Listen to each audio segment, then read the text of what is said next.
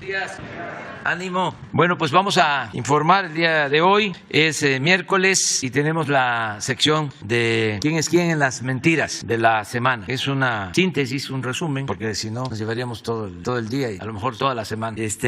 Nos va a informar, como siempre, Ana Elizabeth García Vilchis y después abrimos para preguntas y respuestas. Entonces, adelante.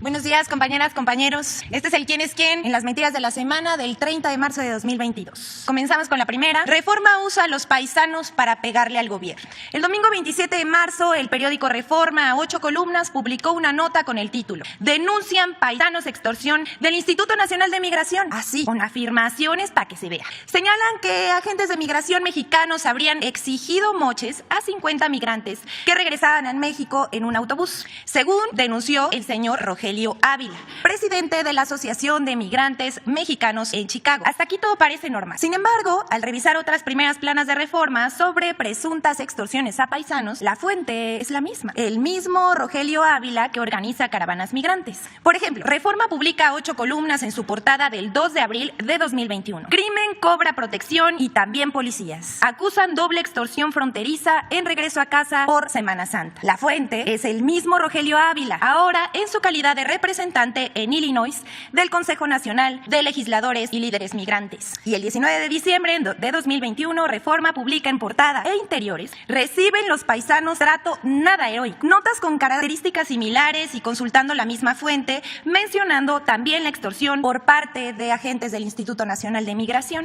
Sin embargo, en ninguna de las publicaciones pidieron el punto de vista del Instituto Nacional de Migración respecto de las quejas o supuestas extorsiones. El Instituto Nacional de Migración abrió investigaciones desde la primera nota, pero en ningún caso se hizo una denuncia formal ante ninguna autoridad, pese a la supuesta recurrencia del delito. Siguiente, por favor. Ecologistas con intereses que apoyan obras si los contratan como asesores o se oponen a ellas si los contratan para meter amparos. Gabriel Cuadri, diputado federal del PAN, ha sido uno de los críticos más beligerantes del Aeropuerto Internacional Felipe Ángeles. Pero más absurdos han sido sus ataques en contra de la declaratoria del lago de Texcoco como área natural protegida. Incluso plantea que en 2024 se construya ahí el nuevo Aeropuerto Internacional de México. Cuadri dice que el vaso de Texcoco, cito a Cuadri, no tiene ningún valor ambiental relevante que no pueda ser compensado. Es un páramo salitroso con algunos cuerpos de agua o humedades mínimos estacionales. Esto lo escribió en el periódico El Economista. Pero ¿por qué un supuesto ecologista se opone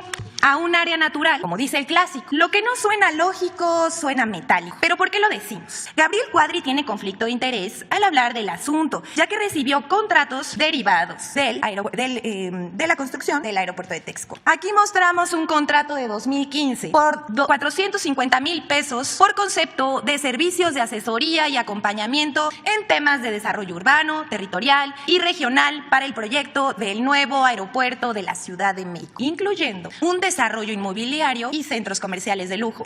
El otro ejemplo es el de Gustavo Alanís, ingeniero que dirige SEMDA, organización civil que promueve la defensa del medio ambiente y ahora coordina los amparos en contra del Tren Maya. Alanís es además columnista del Universal y articulista en Reforma, donde escribe contra el tren. Pues resulta que Gustavo Alanís también fue contratado en 2015 por el grupo aeroportuario que realizaba la planeación, diseño y construcción del aeropuerto de Texcoco. El contrato por adjudicación directa ascendió a 800,000 pesos para apoyar la ejecución del Comité de Vigilancia Ambiental del Naim. Ahora SEMDA promueve los amparos contra el Tren Maya y Gustavo es vocero de la campaña Sélvame del Tren, junto con artistas y organizaciones y asociaciones civiles. Pero antes buscó asesorar a Fonatur para la construcción del Tren Maya. Ahí se los da, unas lindezas. El Tren Maya y las preocupaciones ambientales. La siguiente, por favor. No había pasado un día, ni un día de la entrega del Aeropuerto Internacional Felipe Ángeles, cuando inició una nueva campaña de desinformación, pero ahora en contra del Tren Maya. Un grupo de artistas se manifestó en contra de la construcción del tramo 5, el que va de Cancún a Tulum, denunciando la destrucción de la selva, flora y fauna, cenotes y ríos subterráneos, lo cual no es verdad. El trazo del tren ha cuidado no pasar por cenotes y es sobre acahuales,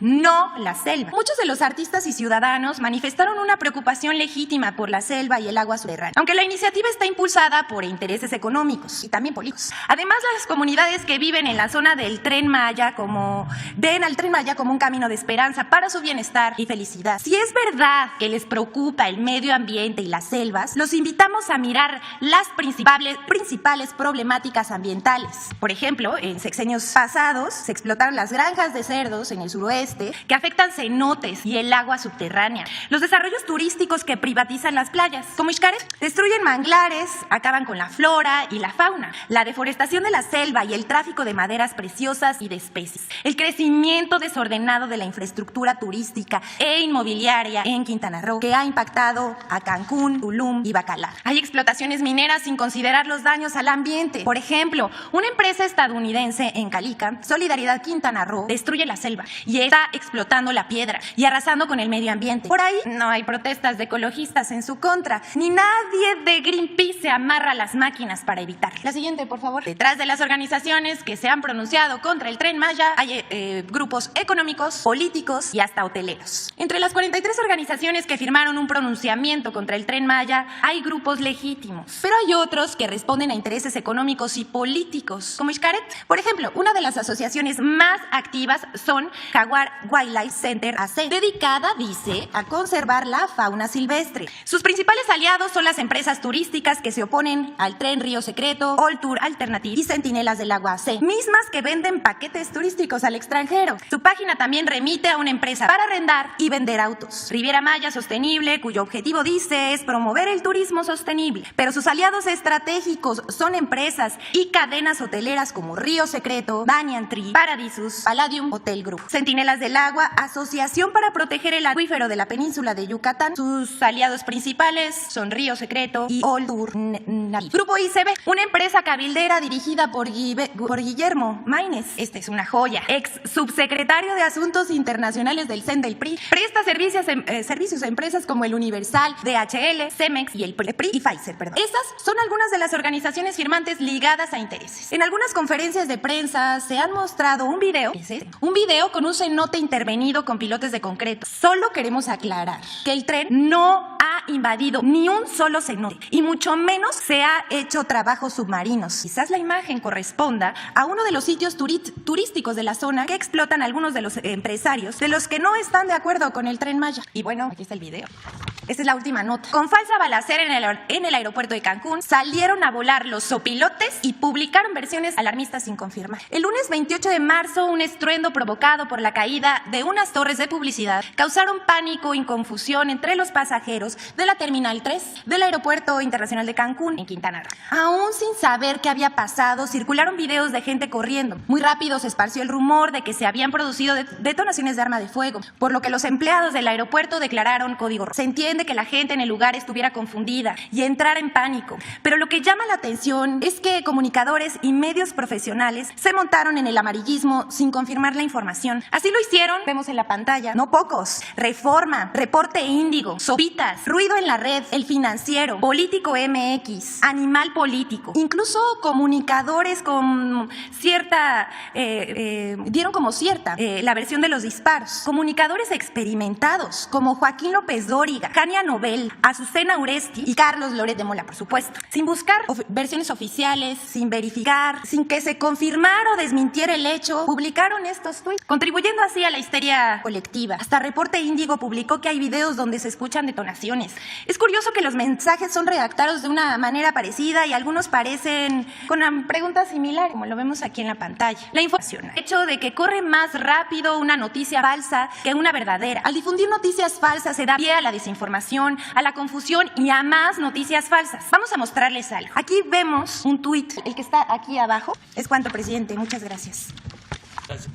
Ustedes 2, 3, falta una compañera. Tú 4 y tú también 5, porque ya llevas varios días. Buenos días, señor presidente. Alberto Marroquín Espinosa, de Frecuencia CAT, de JF Informa desde Cancún y desde el portal en Querétaro esahoraam.com. Señor presidente, ¿qué diferencia tendría el aeropuerto de Tulum con el AIFA, Aeropuerto Internacional Felipe Ángeles? Sabemos que 75 ingenieros militares participaron en la edificación del AIFA y viajaron a Quintana Roo para continuar con las obras del Tren Maya en el tramo de Tulum y también con el aeropuerto. ¿Qué diferencias habría o están proyectadas del aeropuerto del AIFA con el de Tulum Tulum? Bueno, va a ser un aeropuerto internacional de calidad, igual que el aeropuerto Felipe Ángeles. Se va a construir muy cerca de Tulum, aun cuando el terreno está en el municipio de Felipe Carrillo Puerto, porque es un municipio muy grande. Felipe Carrillo Puerto tiene más extensión que el municipio de Tulum y llega sus tierras ejidales hasta muy cerca de Tulum. A ver si tienen por ahí el plano de la vez pasada. Entonces, ahí los ejidatarios de Felipe Carrillo Puerto dieron todas las facilidades, se han portado muy bien, como toda la gente del sureste y de los pueblos por donde va a pasar el Tren Maya. Aquí está Tulum y el aeropuerto va a estar por aquí, más cerca, por aquí. Pero los terrenos son, no veo, Carrillo Puerto, sí, de Carrillo Puerto, entonces, 1.200 hectáreas adquirieron aquí. Entonces va a construir el aeropuerto, van a construir los ingenieros militares, pero tienen también este tramo de Escárcega hasta Tulum. Son dos, el tramo 6 y el tramo 7 del tren más el aeropuerto. Ya salieron, hoy salen 80 ingenieros militares más. Se van a poner 10 campamentos desde Escárcega a Tulum, porque como hablábamos ayer o antier, ya estos tramos ya están contratados. Este es el tramo 1 de Palenque a Escárcega, este es el tramo 2 que va hasta Calquiní, este es el tramo 3 de Calquiní a Izamal, este es el 4 de Izamal a Cancún, este es el 5 de Cancún a Tulum y el 6 y el 7. Entonces ya hay contratos, ya están trabajando en el terraplén. Yo creo que debemos de llevar ya como 700 kilómetros de terraplén para poner durmientes y los rieles, pero en total son 1.500 kilómetros. Entonces los ingenieros militares, el desafío, el reto es alcanzar a las empresas y terminar al mismo tiempo que las empresas que ya llevan como 2 años trabajando. Entonces eso es el aeropuerto de Tulum, va a estar, es un aeropuerto que va a ayudar mucho porque ya el aeropuerto de Cancún está saturado, tiene hasta 500, 600 vuelos, operaciones diarias. Entonces se requiere el aeropuerto de Tulum para seguir recibiendo turistas, porque va a seguir creciendo la región. Gracias, señor presidente. Fíjese que el 23 de diciembre la directora de CAPUFE anunciaba la contratación del personal de outsourcing en todo el país, incluso mandó un escrito informando, o sea, con gusto que, pues, de acuerdo al decreto que usted había emitido, que se contrataba a ese personal, que incluso había personas de más de 15, 16 años de servicio como outsourcing, y pues resulta que los despiden masivamente allá, sobre todo en las plazas de cobro de Malpasito, Tabasco, Yocosocautla, Chiapas, son de las que yo tengo ahorita evidencias de que gente que siempre ha laborado ahí, pues resulta que mejor contratan a familiares y amigos, y se habla también incluso de venta de plazas. Eso no me consta, pero sí que en lugar de haber contratado, como usted, que era un derecho, romper con el outsourcing y contratar a la gente para que tenga mejores prestaciones, pues resulta que esos administradores de esas plazas de cobro hacen mal uso de ese decreto. Sí, ya se está viendo. La directora de CAPUFE, Elsa Beites, es una servidora pública ejemplar, es una gente honesta, una muy buena persona. Le tengo toda la confianza, la conozco desde hace 20 años. Estuvo trabajando en el gobierno de la Ciudad de México cuando fui jefe de gobierno. Y lo que está sucediendo es que está creciendo CAPUFE, porque durante el periodo neoliberal lo que querían era acabar con CAPUFE, porque todo era privatizado y CAPUFE es una empresa pública. Entonces eran concesiones para autopistas privadas, particulares. Y CAPUFE incluso hasta le fueron quitando autopistas que tenían. A veces se utilizaba hasta dinero público para apoyar en la construcción de autopistas privadas y en vez de darle a CAPUFE la administración de las autopistas, se les entregaban a los privados. Entonces todo eso se está resolviendo y está creciendo. Incluso acabo de estar en Tepoztlán porque estamos ahí ampliando la carretera, que va a quedar muy bien. Vamos a inaugurar esa autopista desde La Pera, en Morelos, Cuernavaca, hasta Cuautla. En agosto se va a inaugurar, se está trabajando bien. Llevaba años que no se avanzaba en ese propósito. Se oponían también con razón los comuneros, la gente de Tepoztlán, porque estamos hablando de uno de los lugares más bellos y místicos de nuestro país. No puedo decir el único, porque en todo México hay lugares así, pero este es excepcional. Tepoztlán es de una belleza y de una fortaleza espiritual única. Entonces, pues de una u otra manera, una autopista interfiere en esa vida, ¿no?, de meditación, de tranquilidad. Querían hasta poner un campo de golf y los pobladores se opusieron y están cuidando su pueblo, la gente. Entonces también era una obra necesaria porque es mucho tráfico y había que resolver el problema de la vialidad, cuidando, no destruir. Se está terminando esa autopista y ahora que fui a la supervisión, ahí estaba Elsa y le pidió a subsecretario de Hacienda que le ayudara en unas plazas, porque está creciendo Capuf. Y yo tengo el compromiso con los trabajadores de Capuf desde hace años de que no iban a ser despedidos. Entonces, nada más para que tengan eso en cuenta, y seguramente Elsa ya nos está escuchando. Gracias. Y ya como último, ejidatarios de Dónica del municipio de Amealco, Querétaro, le piden el apoyo para que vayan ingenieros forestales a hacer una auditoría a esa zona, porque hay una gran, hay mucha tala de árboles en esa zona, y la delegación de Profepa Querétaro no tiene ingenieros forestales, no tiene personal especializado. Ojalá los pueda apoyar con esa parte, que es una petición que ellos nos hacen. Sí, con Luis Meneses, de la Comisión Forestal. Entonces le vamos a pedir. Muchas gracias, señor presidente. Muy bien. Colcozocuautla, en Chiapas, donde está esa caseta, se le conoce como Coita, y calma Coita, que vamos ganando. Es un dicho de allá, que los de Coita y Tuxtla y toda esa parte de Chiapas saben a lo que me refiero. Calma Coita, que vamos ganando. Así digo yo también. Cuando se ponen nerviosos algunos colaboradores, les digo calma Coita, que vamos ganando. Es que estaban jugando básquetbol Coita con otro pueblo, iba perdiendo Coita, y de repente alguien que se quedó dormido, no sé por qué razón, se levantó y gritó calma Coita, que vamos ganando, y iban perdiendo. Pero ahí está la caseta. Presidente, muy buenos días. Hans Salazar, de Noticiero en Redes. A propósito de lo que usted mencionó el día de ayer daba un adelanto de lo que viene como una iniciativa de reforma electoral. Pues ya caló el tema, me parece a mí. El día de ayer también usted tuiteó un mensaje de que el Tribunal Electoral del Poder Judicial de la Federación me exige que publique una sentencia en mi contra por el mensaje de la Nación del 1 de diciembre, porque si no lo hago, arrestan a Jesús y a la pobre Jessie, perdón, y hace una publicación de este tema. Esto, presidente, y lo cito, usted lo tuiteó el día de ayer, es un escenario donde, además, yo quisiera agregar, y aquí va mi pregunta, es que, por ejemplo, en la Ciudad de México, en la Benito Juárez, en la alcaldía Benito Juárez, señalan vecinos porque están repartiendo propaganda, un tipo de panfleto, para atacar a su gobierno, en términos de la consulta que viene. No dicen exactamente pues una postura que digan, bueno, nosotros nos oponemos por esto, o vamos contra, vamos a participar, o invitan a participar, como sería lo más lógico a decir no o a decir sí a la revocación por estas razones. Es muy evidente el tema de la guerra, de guerra sucia, el tema de mentiras, fake news, cosas que ya se han aclarado, no solamente aquí, sino periodísticamente hablando.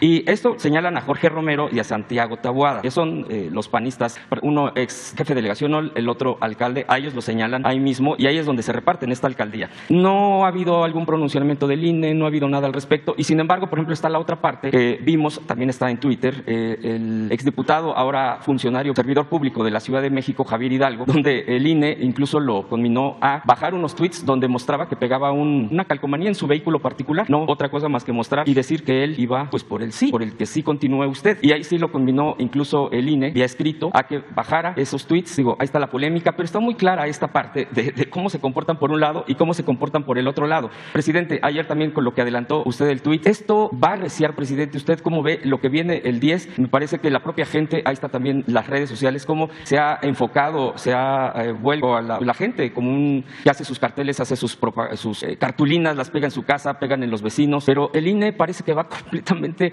en un tema y en un sentido opuesto. Lo que usted propuso de iniciativa o de adelanto, ¿de qué va esta ruta, todo esto? ¿Cuál es la impresión hasta ahorita y por qué esto ha estado girando muy rápido, presidente? Bueno, es que en el fondo lo que hay es una confrontación política porque se está llevando a cabo una transformación. Estamos enfrentando a un régimen que predominó, sobre todo en lo que nosotros llamamos el periodo neoliberal, 36 años. Un régimen de corrupción, sin duda, de injusticias, de privilegios, que caló hondo, porque no fue nada más el saqueo del país, como nunca en la historia de México, y lo puedo probar, nunca se había saqueado tanto a México como en el periodo neoliberal, ni en los 3 siglos de dominación colonial. Pero no fue solo eso, sino fue una labor de manipulación, de imposición de un pensamiento individualista, materialista, contrario al interés público, a favor de la deshonestidad en todos los terrenos. Entonces llevaron al país a una decadencia, un proceso de degradación progresiva, no solo crisis económica o, como ya dije, saqueo, sino pérdida de valores culturales, morales, espirituales. Entonces eso no es fácil de enfrentar, no solo por los intereses económicos que sienten que han perdido privilegios o el privilegio de mandar, sino la forma de pensar que se introdujo, que se internalizó en muchos. Estás hablando de la delegación Benito Juárez y ahí hay más conservadurismo que en Las Lomas, y eso no tiene que ver con lo económico. En Las Lomas viven gentes con más dinero que los que viven en Benito Juárez, pero ideológicamente en Benito Juárez hay más pensamiento conservador. En mi libro último hablo de eso. El primer lugar en votación en la elección intermedia pasada para diputados diputados federales lo obtuvo un candidato del bloque conservador en Benito Juárez, el primer lugar, creo que 76% de los votos. Y para que podamos comparar, la esposa de Felipe Calderón, señora Margarita, que fue candidata en Las Lomas, sacó también un porcentaje amplio y ganó, pero con 56%, siendo más conocida, más famosa que el que ganó por el bloque conservador en Benito Juárez, que no sé quién es, o sea, no tengo el gusto de conocer, o al menos no recuerdo su nombre. En cambio, sí sé de la señora esposa de Calderón. Entonces, a eso me refiero cuando hablo del pensamiento conservador, que siempre ha existido y que no necesariamente está vinculado a la oligarquía. Hay sectores de clase media que defienden al régimen de corrupción y justifican todo. Esto mismo pues pasa con la academia, con investigadores, con intelectuales y desde luego con periodistas. Durante mucho tiempo, estos 36 años, impusieron o reafirmaron un pensamiento dominante, muy conservador, clasista, racista, de lo peor. Entonces tenemos que enfrentar eso, pero es necesaria la transformación. Es necesario crear una nueva corriente de pensamiento donde en vez del individualismo seamos cada vez más fraternos, se practique el amor al prójimo, le demos la mano al que se quedó atrás para que se empareje y caminemos todos juntos, que no estemos pensando que la felicidad, como siempre lo sostengo, son los bienes materiales, el dinero, la fama, los títulos. La verdadera felicidad es estar bien con uno mismo, estar bien con nuestra conciencia, estar bien con el prójimo y entender que solo siendo buenos podemos ser felices. Señor presidente, por ejemplo, el día de ayer que usted adelantaba precisamente en esta iniciativa, en redes sociales incluso, obviamente una parte que no le gustó esto, que dicen que cómo es posible que los consejeros y los magistrados ahora resulta que tengan que ser votados, que ese es un mecanismo que está fuera de toda lógica, que porque los órganos electorales, había un argumento que yo leí en las redes sociales,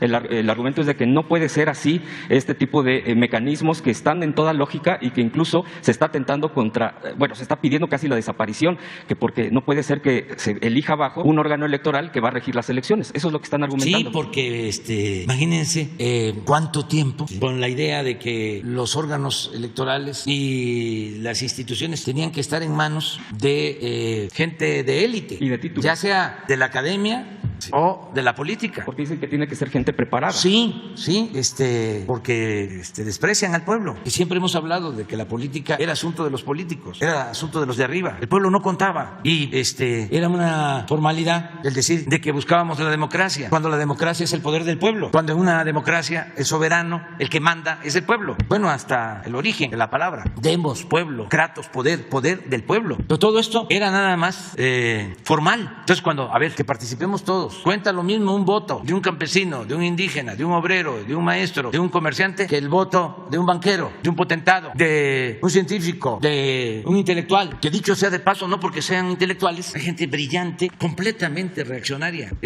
fascista, son cosas distintas. Entonces ya basta de que los partidos arriba, que también ni siquiera son autónomos, porque ustedes creen que los partidos del conservadurismo toman decisiones de manera independiente. No, cuando aprobaron el FOBAPROA, intervinieron los empresarios. Sí, mi propuesta es de que se elija primero, que el pueblo elija a los jueces, que se propongan como candidatos a ser consejeros y a ser magistrados, a gente con vocación democrática y de inobjetable honestidad, que los hay en el país y que con los tiempos que tiene el INE, no como ahora, ya no quiero hablar del tema, se difunda quiénes son verdaderamente independientes, ciudadanos íntegros, mujeres y hombres. Estoy proponiendo que el Ejecutivo, cumpliendo con ese perfil, haga una propuesta de 20, 10 mujeres, 10 hombres. El judicial, lo mismo. El legislativo, ya son 60. Y a difundir quiénes son, a qué se han dedicado. Y que de ahí salgan los que van a estar en el Consejo. El que tenga más votos de todos, presidente. Y que sea electo, que sea el pueblo. No las cuotas. Los que están ahora en el tribunal, antes de que los nombraran, yo estaba en una gira en Veracruz y hasta me adelanté a decir cómo iba a quedar la votación en la Cámara. Dije 4 para un partido, 3 para otro. No, sí, 4 se repartieron pues, entre ellos. Me acuerdo que. Y así quedó. Pues por eso actúan de esa manera, por consigna. Eso los consejeros y lo mismo los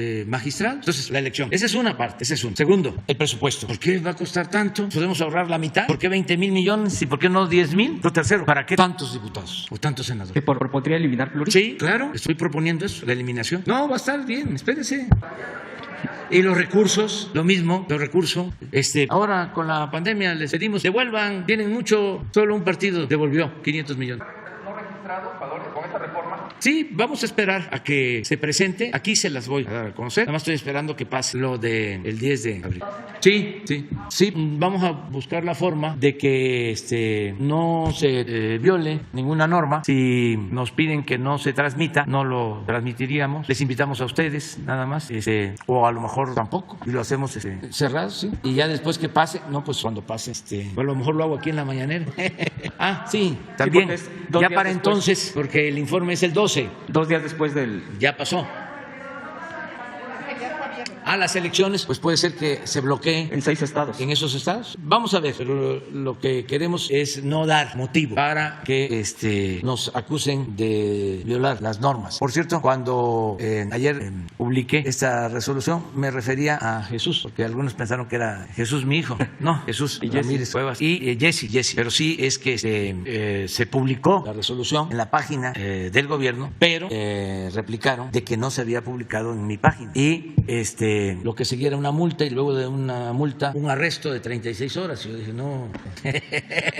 Y a Jesse. Entonces, pues por eso. No, y además porque no queremos tener ningún problema. Están muy sensibles, no los quiero ni testerear. Están muy molestos, no les sale nada. En política, una de las cosas que no se debe hacer es el ridículo. Hay que cuidar eso. Entonces ya están, imagínense, en el Senado llevan un rompecabezas. ¿Cómo se le llama? Lego, le llaman Lego. Un Lego de la casa de José Ramón, un Lego.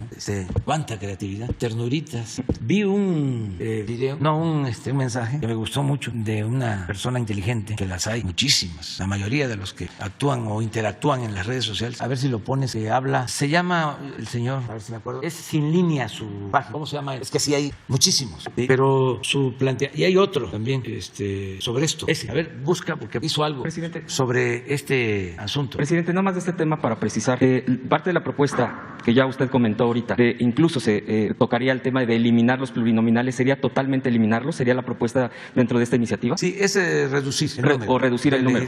Reducir. Nada más que todavía estamos en eso, en el análisis. Okay. Sí quedan nada más legisladores electos. Uninominales, que les llaman. Sí. Se está todavía analizando. Sí, se está viendo eso. Pero de que va a haber una disminución, sin duda. Y lo mismo en el caso del presupuesto. A los partidos políticos. A los partidos y en el funcionamiento del órgano electoral. Sí. Presidente, cuesta mucho. Es el organismo electoral más caro del mundo. Y además, sin confianza. Necesitamos. ¿Se estaría considerando, por ejemplo, el voto de los mexicanos? Establecido un órgano que realmente haga valer la democracia en el país, que es fundamental. No regresar a los tiempos del fraude electoral. Imagínense lo que le costó a México el fraude del 2006, la imposición de Felipe Calderón. Para legitimarse, después de que se robaron la elección, declara la guerra al narcotráfico y se desata la violencia. Todo eso se pudo haber evitado. Y también no se hubiese deteriorado tanto el país, no hubiesen vendido tanto, entregado bienes, recursos naturales. Entonces, el fraude hace muchísimo daño. Por eso hay que evitar. Presidente, y el voto de los mexicanos en el extranjero es una de las cosas que también se tendría que estar incluyendo. Es una injusticia que millones manden remesas y digan, además me niegan la parte del derecho. ¿Ahí también se está dando atención especial en esta iniciativa? Sí, lo mismo, para que todos puedan ejercer su voto, los mexicanos que están en el extranjero. Okay. ¿Ya lo encontraron? A ver, ¿ese es? No, ese no. Ese es otro Lego. A ver, ponle ese está más sencillo. Pero dice... Sí, pero eso no. Este es de que Calderón ofreció una refinería. Sí, no, pero miren aquí, señor Fernando Beluzarán, todos quieren el Lego de la casa gris Bodoque Mayor de López Obrador. Esto es lo que hicieron. Una cuestión muy creativa, ¿no? Una casa rentada y todo, ¿no? Un escándalo. Y estaba yo viendo algunos que decían, ¿nos debe una explicación? Nada, ya hemos hablado bastante. José Ramón tiene 40 años, está casado, rentó una casa con su esposa, 100,000 pesos mensuales. Yo no lo haría, pero él es independiente y le rentó a un particular, y quienes hicieron el reportaje inventaron de que la casa se la habían rentado porque yo ordené dar contratos a una empresa petrolera extranjera. Imagínense, si le amplío contratos o ordeno que se le amplíe contratos a una empresa petrolera extranjera y a cambio le pido a esa empresa que le renten la casa. O sea, que el moche es que le renten la casa a José Ramón. Ni conozco la empresa, ni nada, absolutamente. Pero cuando dicen nos debe una explicación, me pongo a pensar y digo, pues es que les molesta cuando aquí digo Calderón nos nos debe una explicación de por qué contrató y era su brazo derecho García Luna y por qué no ha dicho nada sobre eso. Y nos debe una explicación de por qué aceptó que el gobierno de Estados Unidos introdujera armas a México, violando nuestra soberanía. Y nos debe explicación de por qué declaró la guerra. Y nos debe muchísimas explicaciones sobre las masacres en su gobierno. Y bueno, también por qué ofreció que iba a hacer una refinería y nada más hizo la barda. Y muchas cosas, ¿no? Bueno, por qué presionó al ministro Arturo Saldívar para que no involucrara en su resolución a familiares de su esposa en el caso lamentable de la pérdida de los niños, bebés de la guardería ABC de Hermosillo. O sea, ¿cuántas explicaciones? Y esto, si hasta debería yo de agradecerles. Precisamente esto que tiene el señor Eric, pero es otro. Lo que plantea es, dice, va el bloque conservador o los legisladores van a hacer un planteamiento de fondo para enfrentar esto. Este es buenísimo. ¿Cómo podemos derrotar a López? Le estoy ayudando, ya estoy como asesor. Debemos crear una plataforma para presentar un proyecto alternativo al de Morena, que no tienen, porque no tienen proyecto. Eso supuestamente opina alguien. Otro, presentemos propuestas de ley que beneficien a la población. No, mejor hagamos una casita de Legos y en la asamblea todos. A ver, que levanten la mano. Sí, eso es lo que está pasando. Y por eso pues, la confrontación. Pero en el tema de lo electoral vamos a hacer la propuesta para que se lleve a cabo la reforma constitucional y se va a dar a conocer para que la gente opine y participe. Sí, vamos a analizar la posibilidad de que se federalice el proceso electoral, que sea un órgano federalizado el que lleve a cabo todas las elecciones, precisamente para que no haya doble gasto, porque se tienen los órganos federales y también órganos estatales. Hay duplicidad. Podría tenerse, si hay una reforma constitucional, un solo órgano electoral federalizado. Por último, presidente, rápidamente, el fin de semana tuve la oportunidad de ir a Tabasco. Fui a Macuspana, a Tepetitán. Estuve ahí recorriendo las calles, estuve platicando con pobladores. Es muy interesante el proceso que se ha llevado también de rescate de espacios públicos, de área pública. Bueno, pues qué decir, es el pueblo de usted. Y preguntarle, porque una de las inquietudes o de las mayores inquietudes ahí mismo en el pueblo es la herencia de la educación, es lo mejor que se puede hacer y a partir de eso pues hay un escrito que mandan de Tepetitán para que sea considerada una universidad Benito Juárez. Es no nada más el pueblo, sino las rancherías, todo esto que se pudiera estar considerando. Yo le voy a dejar esto y le mandan una artesanía también y bueno, pues yo solamente en ese sentido y le agradezco que me haya dado la palabra. Muy bien. Ella y luego tú y luego las dos compañeras. Así, más o menos. Y luego tú. Buenos días, presidente. Shaila Rosagel, corresponsal de Grupo Gili, El Imparcial de Sonora, La Crónica de Mexicali y Frontera de Tijuana. Presidente, el próximo 2 de abril, que cae sábado, se cumplen ya 17 años de la desaparición de mi compañero y amigo Alfredo Jiménez del Imparcial. Ya el año pasado el Estado pidió perdón por esta desaparición, pero todavía queda pendiente la cuestión del caso, ¿no? De que se conozca la verdad sobre lo que le pasó a Alfredo.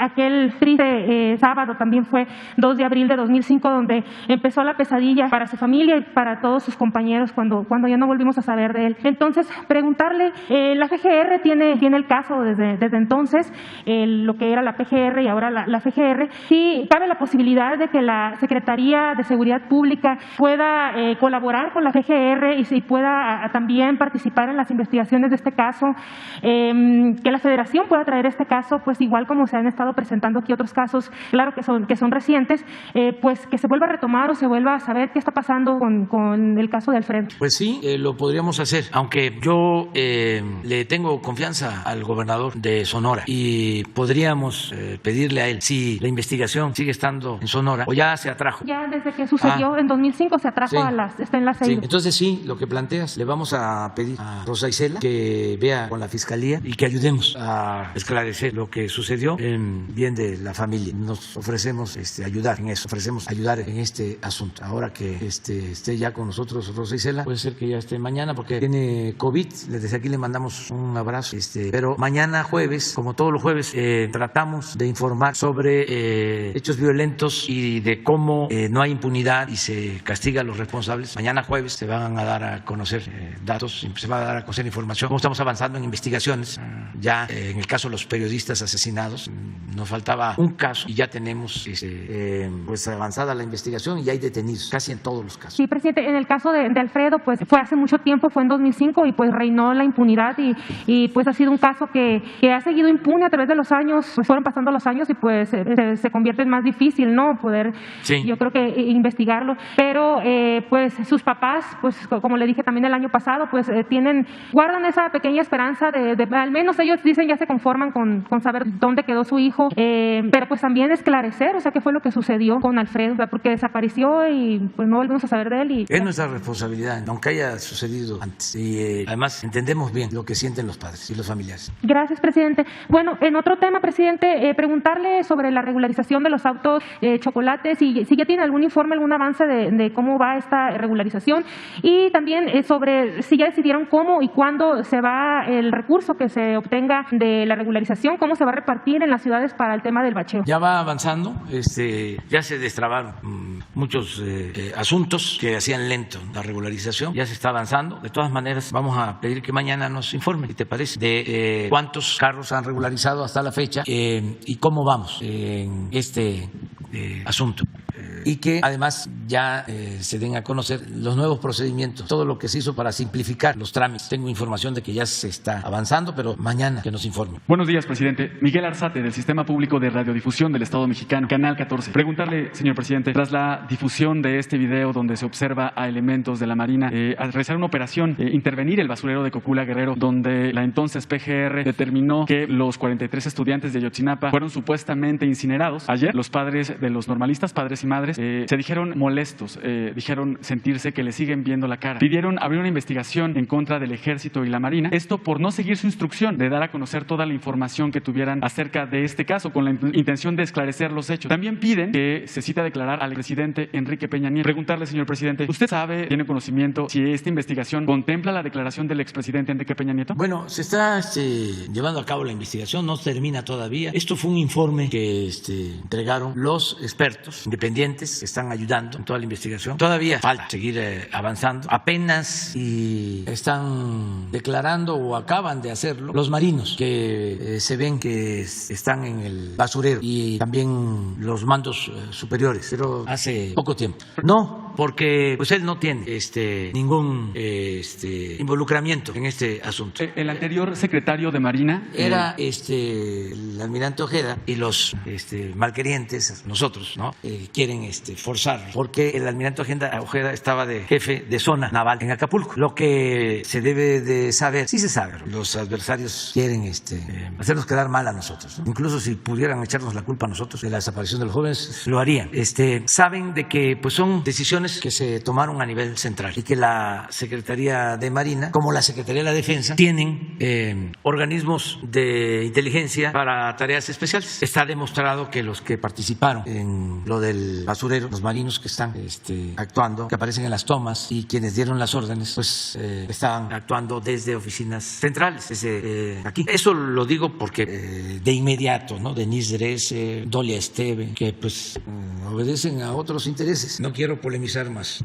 Presidente, lo que estoy diciendo creo que se entiende, permíteme, que es interesante. Entonces, ya los responsables están declarando, porque en efecto, en la madrugada, todavía no era de día, y llegan unas camionetas al basurero y empiezan a poner unos bultos. Y ese mismo día, poco tiempo, llega la comitiva encabezada por el procurador, y creo que ese mismo día, por la tarde o al día siguiente, es cuando se da a conocer la supuesta verdad histórica. Entonces, por eso lo del video. Pero es importante lo que estamos haciendo para conocer la verdad de que todo ese material se ha obtenido en este tiempo en que nosotros estamos gobernando. Si hubiese ganado otro candidato, pues eso no se hubiese conocido. Es más, ya hubiesen cerrado el caso. Esto es para hablar en plata, ¿no? Con claridad. Nosotros tenemos por convicción el compromiso de que se aclare este asunto.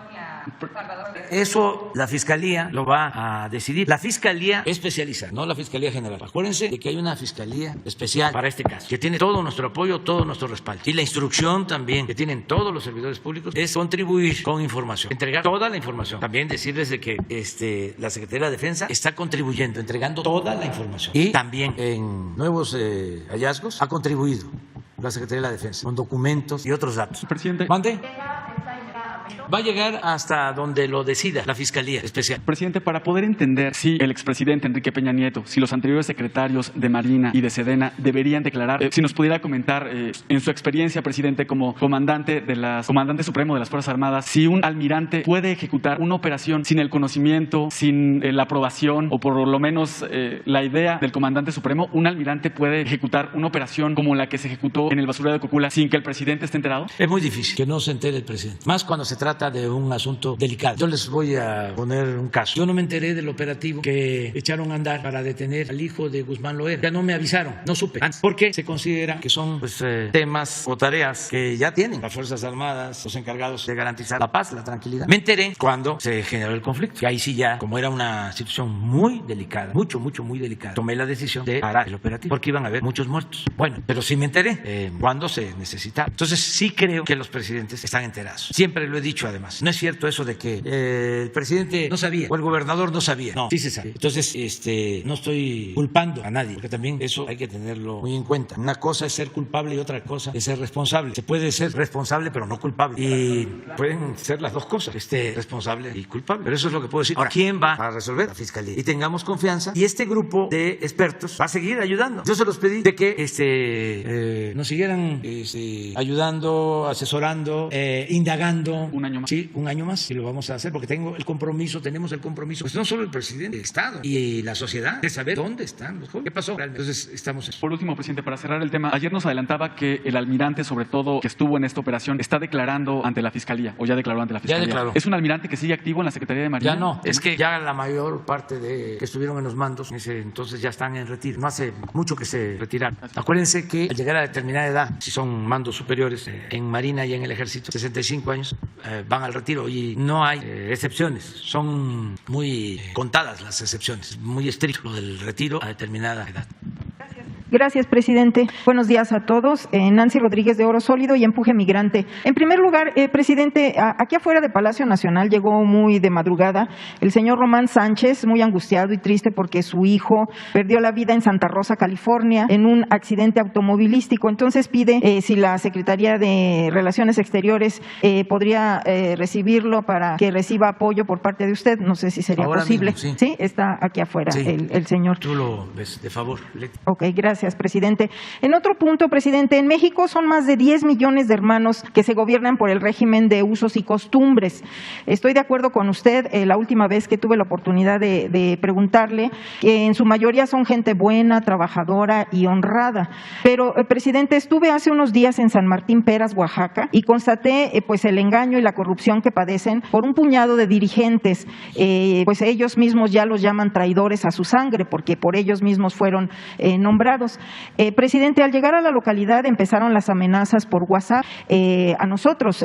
Primero amenazaron, les vamos a dar una golpiza y después les meteremos unos balazos, advirtieron a través de WhatsApp. Pero bueno, pues yo en lo personal decidí seguir la travesía a pesar de las amenazas, presidente. Se sumaron a la caravana cuando íbamos llegando a este poblado allá en Oaxaca, aproximadamente pues más de una decena de automovilistas, de pobladores de la región con sus trocas, con sus coches, y acompañados de 2 patrullas, pues pudimos llegar a la plaza principal de San Martín Peras. Están ahí los videos publicados, lo cual demuestra pues la inseguridad y las amenazas que están siendo objeto los pobladores.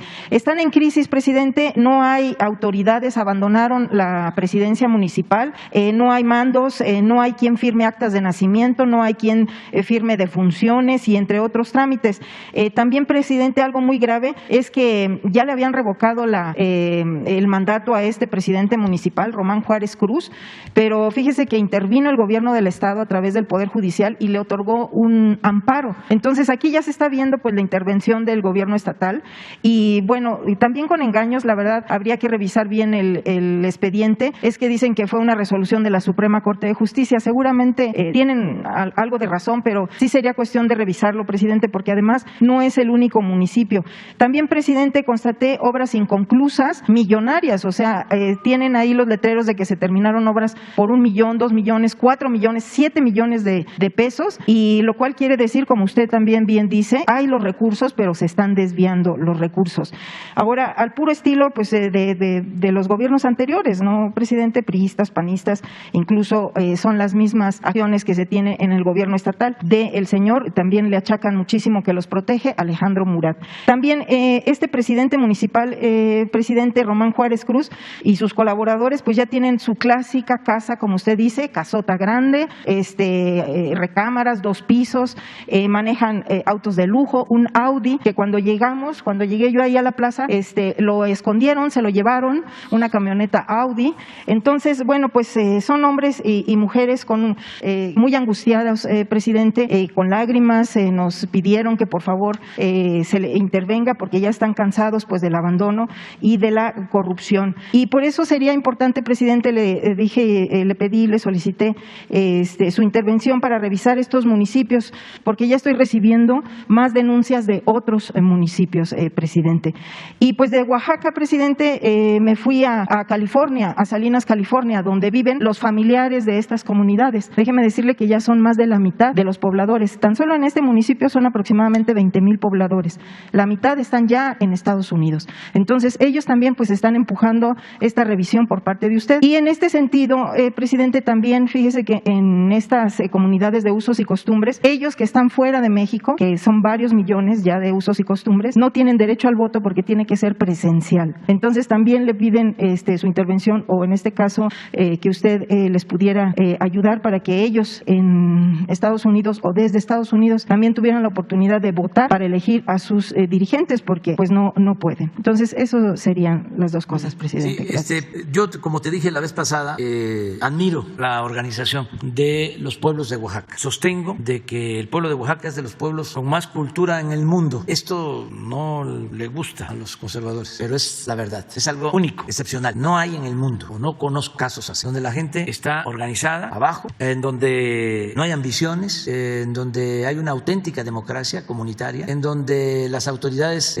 dan servicio, no cobran. El miembro de una comunidad tiene que dar servicio desde joven, empiezan como topiles y van ascendiendo. Y su máxima ilusión es llegar a ser miembro del Consejo de Ancianos. ¿Y cuál es la recompensa por servir? El ser reconocido por su comunidad, por su pueblo. Todo esto acompañado del tequio, es decir, de la ayuda mutua, del trabajo comunitario, del respeto a los adultos mayores, a los niños, el respeto a la naturaleza, la limpieza de todos los pueblos. Es algo, la verdad, único. Son 417 municipios gobernados así, por usos y costumbres. Sí hay, desde luego, conflictos como estos a los que haces tu referencia, que llevan ya tiempo en una etnia, en una cultura. Hay 2, 3 corrientes o grupos o movimientos y se enfrentan. Esto ha pasado lamentablemente en la zona Triqui, pero se está ayudando y también ellos están con deseos de que se busque la reconciliación, la paz. Esto lo está atendiendo Alejandro Encinas y también nos ayuda el gobernador Alejandro Murat. Hay quienes tienen una idea distinta, pero nosotros procuramos trabajar juntos, gobiernos municipales, el gobierno del estado de Oaxaca y el gobierno federal. Entonces vamos a seguir atendiendo este caso, presidente, si usted me permite, con Alejandro Encinas. Sí, si usted me permite, precisamente ahorita que acaba de tocar lo de la región Triqui, están tan exaltados los ánimos que ellos mencionan, estuve yo ahí, le digo, y me dicen, los triquis, cuando no les cumplen sus dirigentes, los matan, los asesinan. Entonces, sí sería cuestión de voltear a ver y atender, porque pues que no se generalice este tipo de, porque se puede desbordar esta violencia, y sobre todo de que ahí están ya los testimonios. Fueron más de 20 videos que hice en varias regiones en colindancia con Guerrero.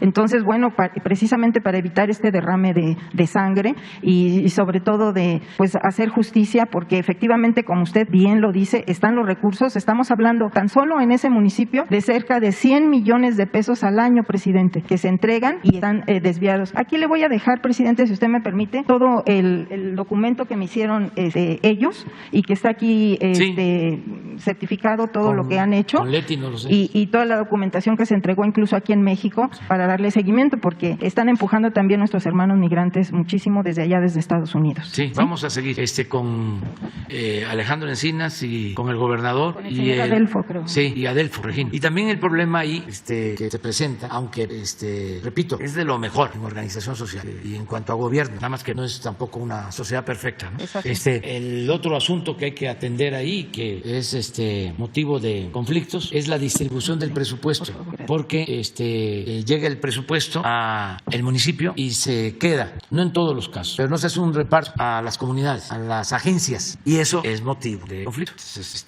entre las agencias y las autoridades que destinan los fondos a las cabeceras municipales y no a las agencias, porque estamos hablando de 570 municipios. Y son 10 millones de mexicanos. Pero agencias, pues deben de ser como unas 20,000, 30,000 agencias, comunidades pequeñas comunidades. Entonces, ahí estamos. Y yo voy a Oaxaca, creo que es de los estados que más visito. Voy por lo general una vez al mes. Acabo de ir el día 20 de marzo y voy a regresar y voy a seguir atendiendo. Muchas gracias, presidente. La compañera.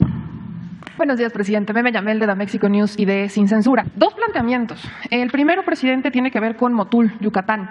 Hablando de territorios, hablando de ejidos que no son defendidos por ambientalistas ni famosos, tenemos el caso de tres adultos mayores. Dos de ellos de 80 años.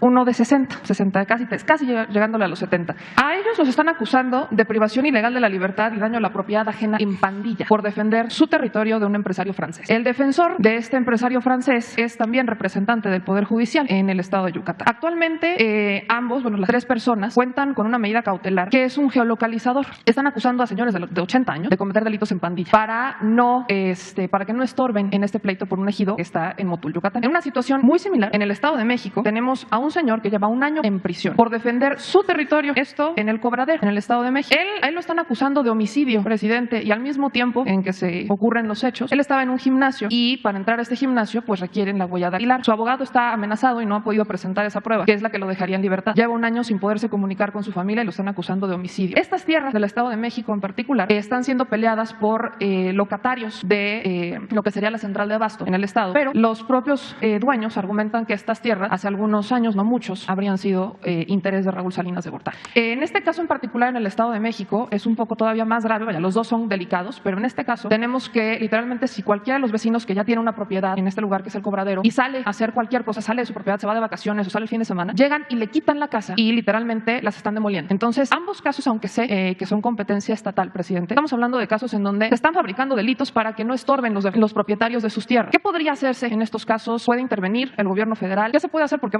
no hay defensores aquí que salgan a hablar por él. Ayudar, vamos a pedirle a Leti que se ponga de acuerdo contigo y que con Rosa Isela Rodríguez se vea.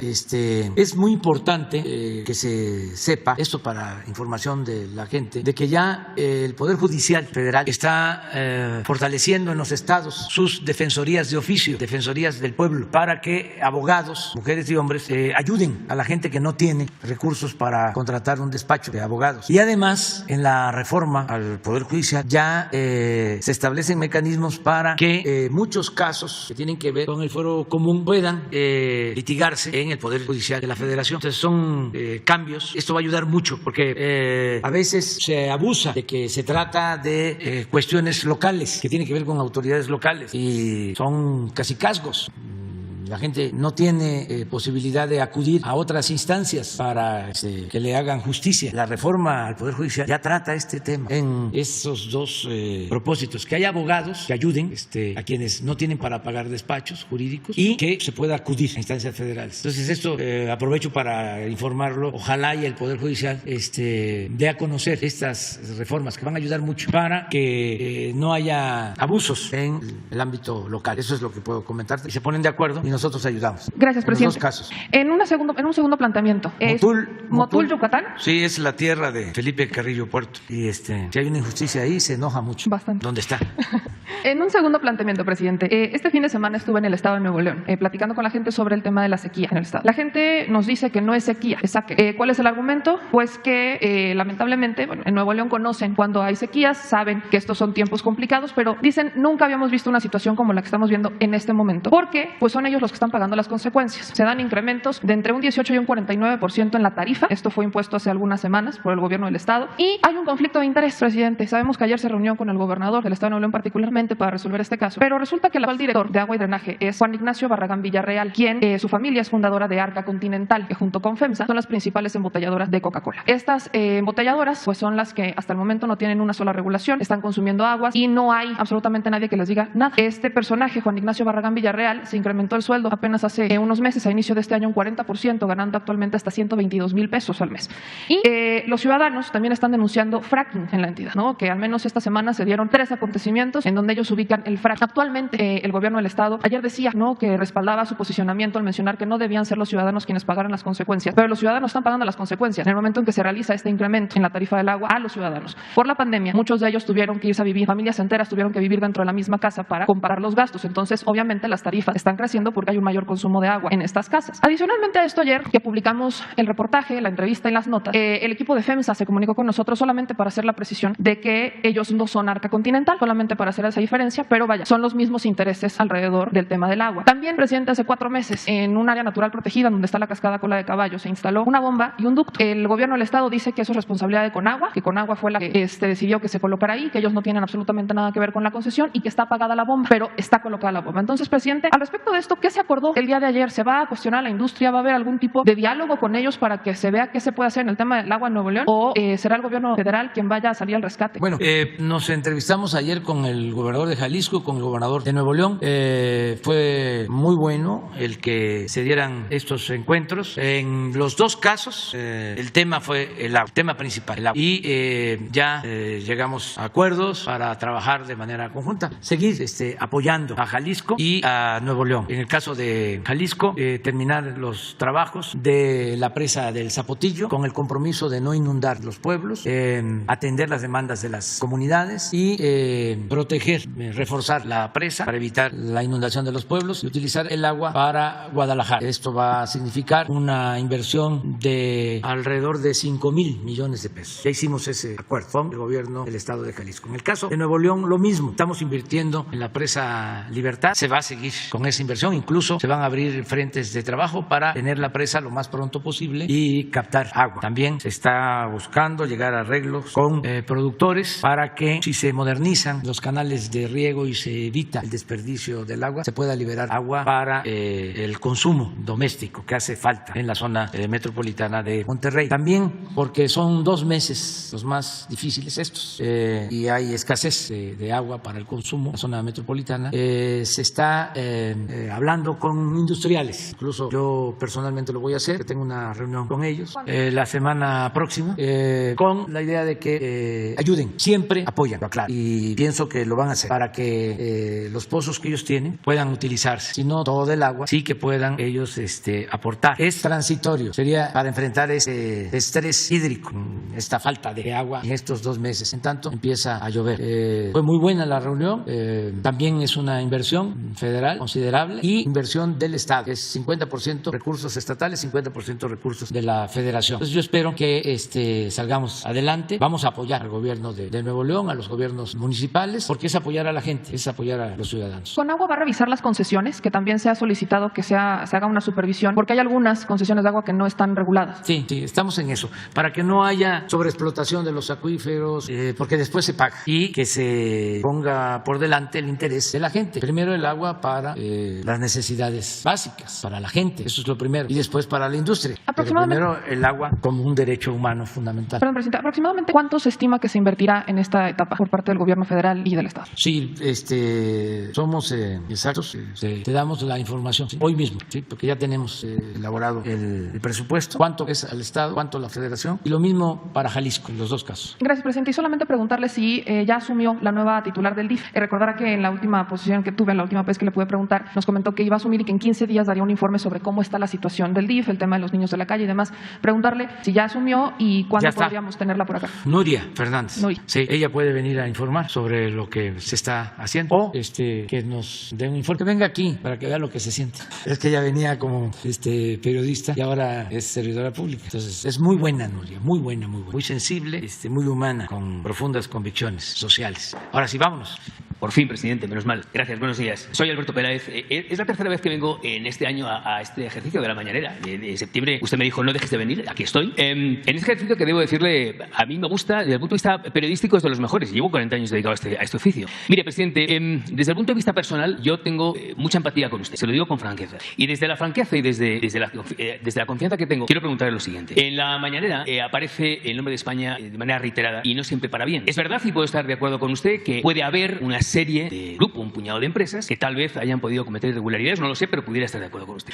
Pero no es el caso general, presidente. En México hay más de 7.000 empresas españolas. Hay muchos españoles que vienen a trabajar. Yo soy español, yo me siento muy español, yo me siento muy madrileño y me siento muy mexicano. Y cuando venimos o vienen a trabajar, venimos con la licencia, como la gran mayoría de las empresas españolas. Por eso que se me hace que no es justo ese tratamiento hacia España. Y debo decir también una cosa, lo digo por todos aquellos que le están siguiendo en las redes sociales, que ya se han ocupado, ya han visto hace un rato y ya me están dando por todos lados. Que la verdad debo decirle que me da un poquito igual. Pero Pero para todos aquellos que dicen que a mí me pagan las empresas españolas, a mí no me paga nadie. Las empresas españolas, ni el gobierno, yo aquí vengo como un periodista que soy, buscando la verdad. La pregunta que le hago, señor presidente, es, más allá de las pausas y de las disculpas y la carta, ¿qué vamos a hacer? Se lo pregunté en el mes de julio. ¿Qué vamos a hacer para que las relaciones comerciales, todas las relaciones, especialmente las comerciales entre España y México, vayan por el buen camino? Ahora que va el embajador a Madrid, Enrique Nordal, que lo va a tener muy complicado, la verdad. Y luego quería hacer otra pregunta. ¿Cuál es la postura del gobierno mexicano con respecto a la situación entre Ucrania y Rusia? ¿Y cuál es la opinión suya personal de la figura de Vladimir Putin? Y luego le voy a pedir, por favor, si está tan amable, que me dé el derecho a réplica. Gracias. Bueno,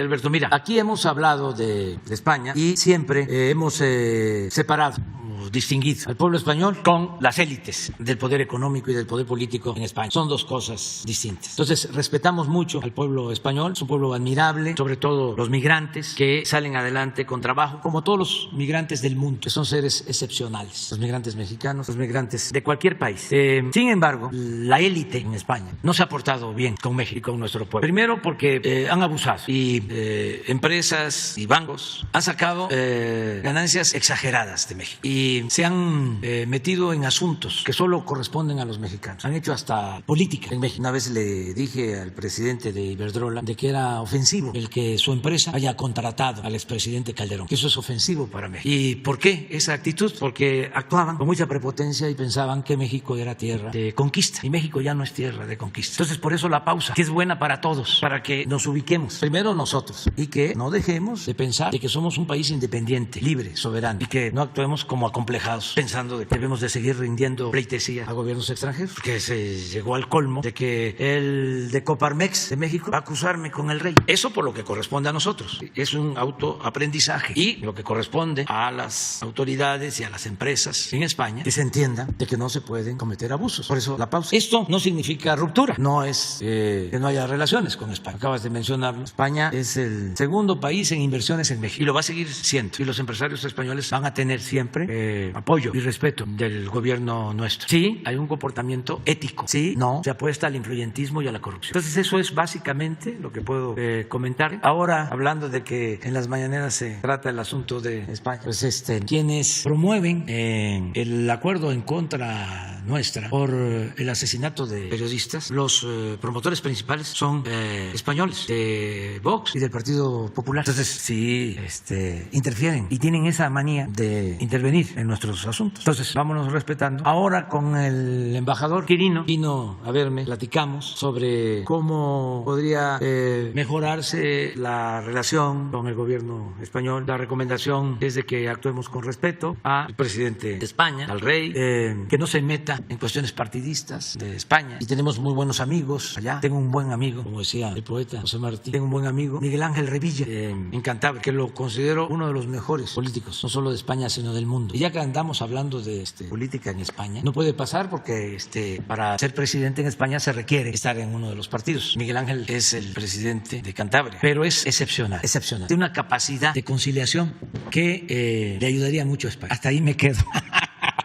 Pero bueno, y nos da mucho gusto que estés aquí. Acerca de la guerra o la intervención, nosotros pues lo hemos dicho varias veces, bueno, para no dejar a España. Fuimos colonia, nos invadieron y fuimos colonia 3 siglos. Luego nos invadió Francia en 2 ocasiones. 1838, la guerra de los pasteles. Un pretexto, porque se fue España y quería venir Francia a dominarnos. Luego pues fueron los conservadores de México a buscar a Maximiliano y nos invadió de nuevo Francia. Cerca de 30,000 soldados franceses invadieron nuestro territorio. Era el ejército más poderoso del mundo en ese entonces. Y nos liberamos y se restauró la República. Estados Unidos nos invadió 2 veces. Bueno, antes se confabuló para que Texas pasara a formar parte de Estados Unidos. Supuestamente se independizó Texas y luego ya se anexó a Estados Unidos. Tan es así que el héroe de la batalla de Puebla, Ignacio Zaragoza, nació en Texas, cuando Texas pertenecía a Coahuila. Esa es nuestra historia. Y luego nos invaden en 1847, también con un pretexto, nos declaran la guerra desde Washington. Y es un gran zarpazo porque nos quitan la mitad de nuestro territorio. Y todavía, siglo pasado, en 1914, nos vuelven a invadir. Entonces nosotros no podemos estar a favor de ninguna invasión. Condenamos la invasión de Rusia a Ucrania, como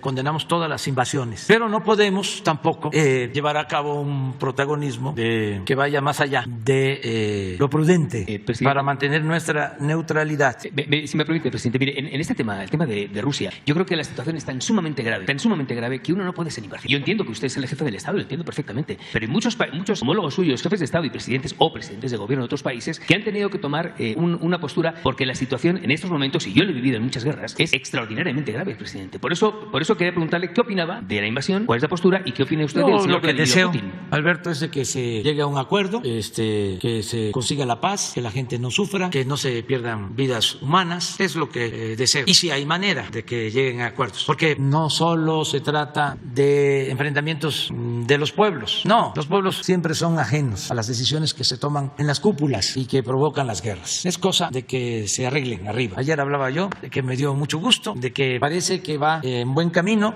el arreglo entre Estados Unidos y Venezuela, después de tantas cosas que se han dicho. ¿Y por qué el arreglo? Bueno, porque por la situación de Ucrania y el aumento en los precios del petróleo, Estados Unidos, considero, le conviene que pueda ser abastecido de petróleo de Venezuela, y ya autorizaron para que una petrolera estadounidense, Chevron, pueda extraer 1 millón de barriles diarios de Venezuela, y esto seguramente va a ayudar en las relaciones, que es también lo que está de por medio en Europa, en España, con relación a esta guerra, pues el gas. No, en el caso de España no, presidente. España depende de Argelia, no del gas ruso, pero es verdad que el resto de Europa sí. Pero son los energéticos, es el incremento en el precio del gas en Europa, de las gasolinas, que están afectando mucho, y también la política de zigzag, de poca definición, de anclaje, de autenticidad. Me llama la atención de que promueven en el Parlamento en España una resolución en contra del presidente Putin, y Vox no vota a favor. ¿Usted apoyaría esa resolución? O sea, estoy hablando de Vox, porque a lo mejor los mexicanos no saben mucho sobre Vox. Vox es la extrema derecha, es como el PAN,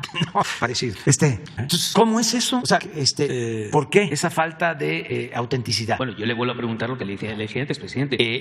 ¿Cuál es su opinión personal de la figura de Vladimir Putin? Pues es un dirigente como el presidente. Un dirigente que metió una guerra terrible. Yo no califico a nadie. No es la política de México insultar a nadie, a ningún pueblo y a ningún gobierno extranjero. Le tenemos mucho respeto al presidente de China, al presidente de Rusia, al presidente Biden de Estados Unidos. Y acabo de decir, y repito, México es respetuoso de todos los pueblos, de todos los gobiernos, y no es colonia de Rusia, ni de China, ni de Estados Unidos. Es un país libre, independiente, soberano, con mucho orgullo. Y me da mucho gusto que estés aquí y no dejes de venir. Gracias, presidente. Un abrazo, ya es la hora del desayuno. Mañana.